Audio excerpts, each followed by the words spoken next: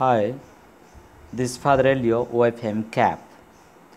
In the last video, I have explained about the pre-philosophical period, and in this video, I will be dealing about the cosmological period. In earlier, already we have discussed in the division of the philosophy about cosmology. Cosmology is the study of the universe, and cosmology is the scientific study of the universe as a whole. It uses the scientific method to understand the origin, evolution, and ultimate fate of the entire universe. Cosmology also deals with the theories with regarding to the formation of the universe, basing upon the tested observations. The prevailing theory about the origin and evolution of our universe is the so-called the Big Bang theory. And there are some of the questions asked in cosmology are: what is that all bodies have in common? What makes them different? What is the inner constitution of bodies? What is the origin of the universe? Has it a purpose? What is time? What is space? These are the questions discussed in the cosmology. As we deal the cosmological period, the first in the introductory part we deal about the 2 points.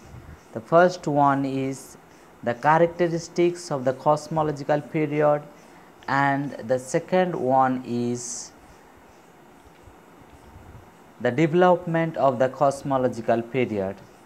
Here, let us first discuss about the characteristics of the cosmological period. In this period, all the philosophers mainly deal with this cosmos or this universe, and that is the phenomenal world or the external world. In this cosmological period, the philosophers, their main problem is to find out the matter with which this world is made up of, or what is the sustenance of the world. Cosmological period begins with an inquiry into the essence of the objective world.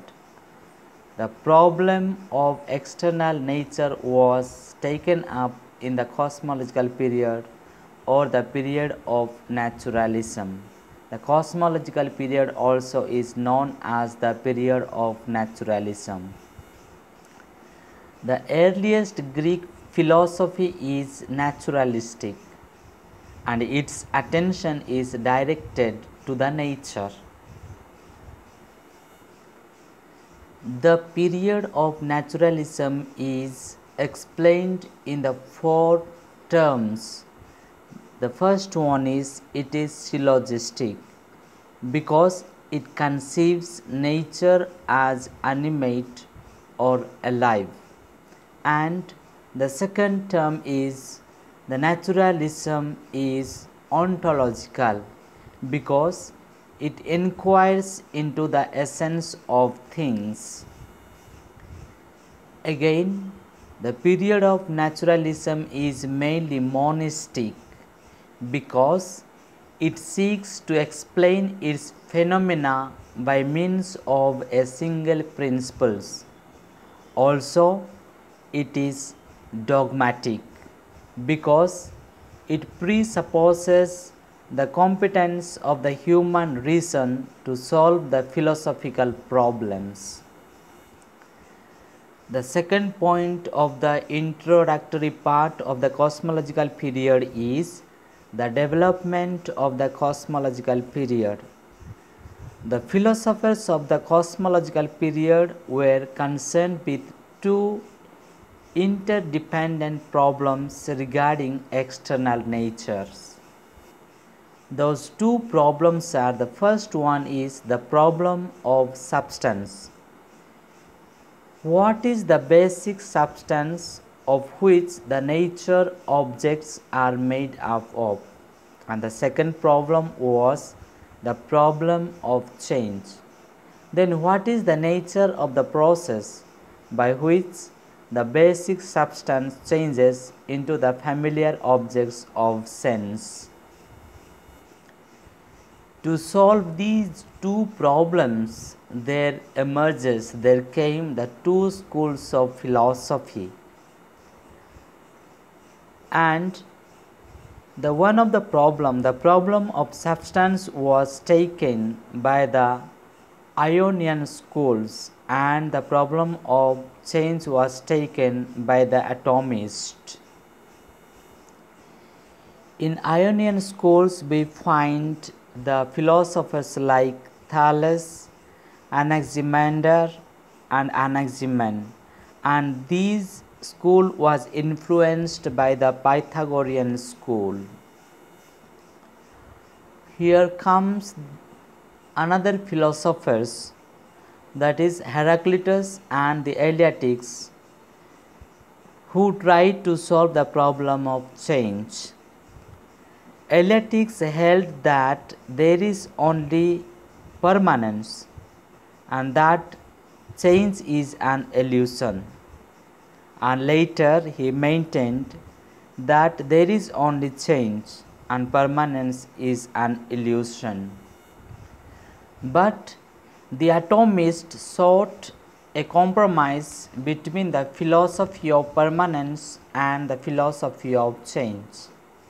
They held that there is permanence and there is also change.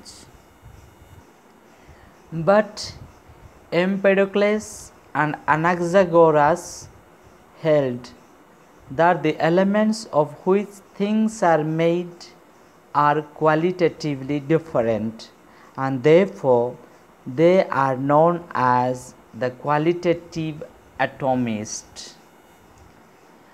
Again, Leucippus and Democritus taught that the elements are quantitatively different, and therefore they are known as quantitative atomists. These problems of cosmological period, these two problems, the problems of substance and the problems of